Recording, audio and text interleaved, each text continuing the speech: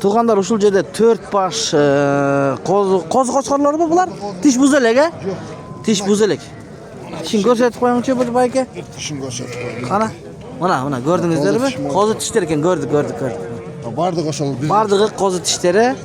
Mana bo'ldi. Buzelek ekan. Mana tuğanlar art jag'ынан ko'ringizlar, mana razrestleri var ekan. Mana 4 baş ha? 4 baş. Niye? Bu yoqda da 4 baş. Bu jakta da var ekan. Qisqasi ko'p ekan baykemde var go. Az men nomerini olib bereyim. Bazını so'rab, mana o'shunday bo'lgan qo'zi qo'chqorlar ekan. Baykem bazını aytыңыз shulardan. Bular 100 mingdan. 80'den liniyası. 80'den liniyası 100 ming so'mdan. Kemi var mı? Kemi var şöyle. Mana söyleşiyoruz.